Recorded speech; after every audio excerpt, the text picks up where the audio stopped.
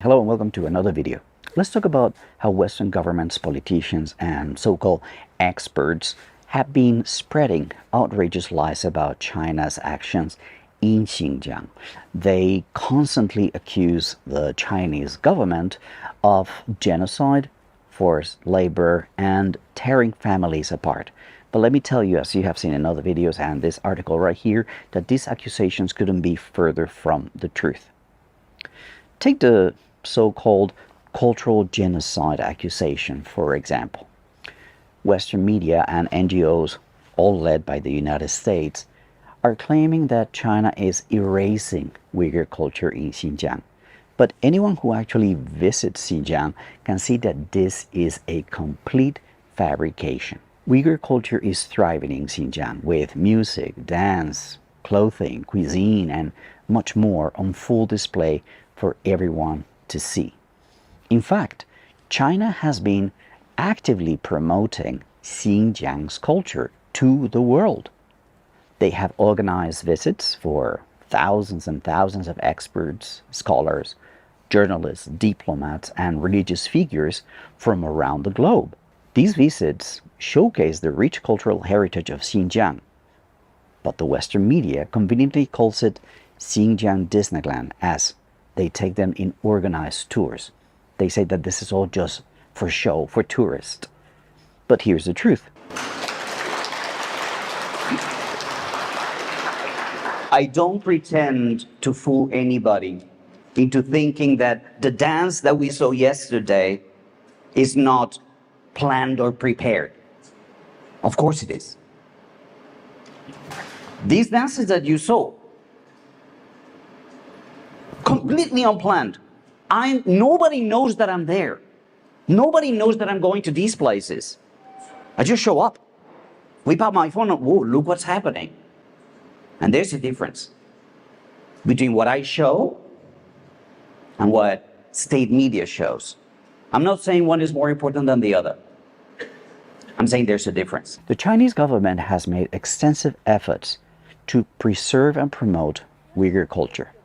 They have set up institutions to maintain the arts, history, and traditions. They have built dance schools, night markets, museums, and even new homes and tourist spots in local architectural styles. These actions directly contradict the baseless accusations of cultural genocide. And let us not forget that Xinjiang is open to anyone willing to visit without the need for guided tours or organized tours by authorities. During our 5-month self-driving journey through the region, we witnessed authentic expressions of Uyghur culture in areas where, well, tourism is not the main industry. The Western media conveniently ignores these realities because it contradicts the narrative. The claim that Mandarin being the main language of instruction in schools in Xinjiang is somehow oppressive is laughable.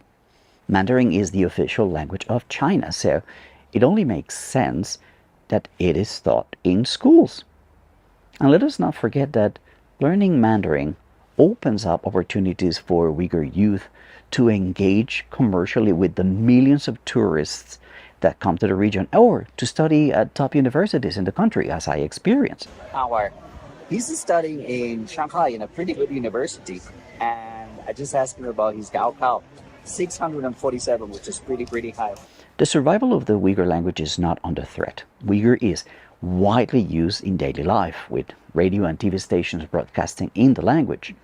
Uyghur scripture is found in Chinese bank bills and also in bilingual road signs throughout the region. China is actively supporting the promotion of minority languages, including Uyghur. Now, when it comes to religious harmony, China recognizes and closely monitors 5 religions, including Islam. But they also understand the need to regulate and prevent extreme interpretations of religious scriptures that promote violence and harm to society. Xinjiang has suffered from terrorist attacks inspired by Islamist radicals, and They have implemented measures to ensure the safety and harmony of its people. The truth is far from what the Western media and politicians would want you to believe.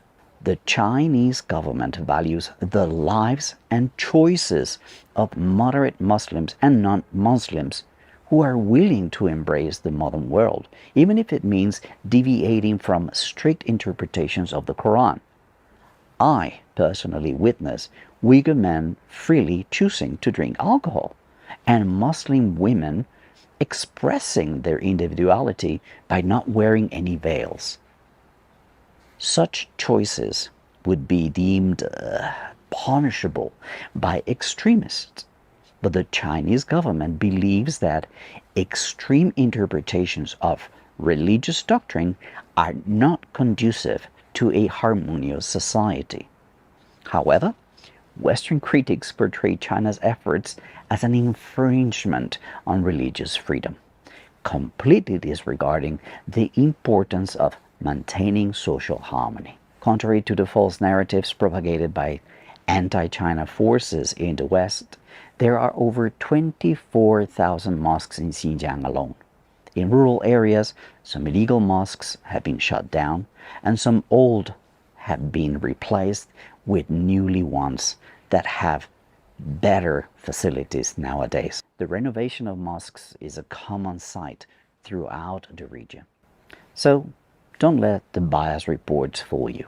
The best way to truly understand Xinjiang and Uyghur culture is to visit the region yourself without the need for travel agencies or guided tours. Travel freely, interact with the locals, witness their prosperity, and immerse yourself in the rich tapestry of their culture. Only then will you see the truth that the Western media fails to acknowledge.